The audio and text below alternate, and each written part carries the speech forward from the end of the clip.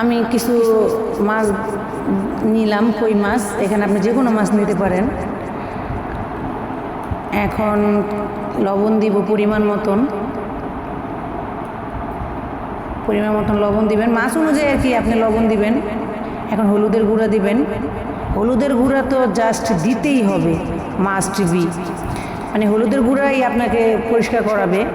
লবণ দিয়ে তো সবসময় ধোন, এবার আপুর কথা অনুযায়ী একটু হলুদের গুঁড়া দিয়ে ধুয়ে দেখেন। আমার এই রেসিপিটায় আপনারা ট্রাই করে দেখতে পারেন মাছ কীভাবে ধুতে হয়। এই দেখেন আমার হাতে এগুলা কি লোদ আঠালো, সাথে সাথে সঙ্গে সঙ্গে মানে পরিষ্কার হয়ে যাবে। দেখছেন এগুলা, মানে নিজের কাছে এই লাগতেছে যে আমি কিন্তু ফ্রিজে এগুলো ধুয়েই রাখছি, তারপরও আঠালো, মানে এটা ধোয়ার পরে জাস্ট দেখবেন যে কতটা পরিষ্কার হয়েছে। আর মাছ যত ধুইবেন তত মাছ হচ্ছে মিঠা লাগে। মাছ ধোয়ার উপরে মাছ মিঠা লাগে। বলো কথাই তো আছে, মাছ যত ধুইবেন মাছ তত মিঠা লাগবে।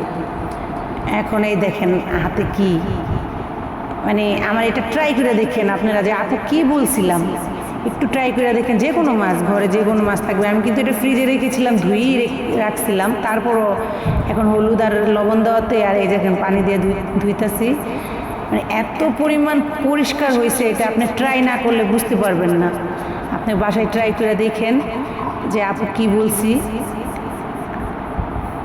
ট্রাই করে। এইগুলো দেখেন না পানিগুলোর কালার কি হয়েছে, এই যে দেখেন কি অবস্থা।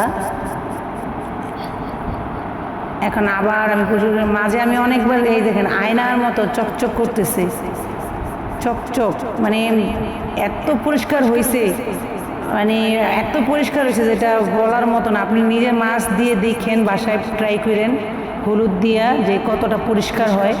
দেখছেন চকচক করতেছে একদম আয়নার মতন। বাসায় আপনারা এগুলো ট্রাই করে দেখতে পারেন। Like, comment, share, please subscribe করে দিবেন।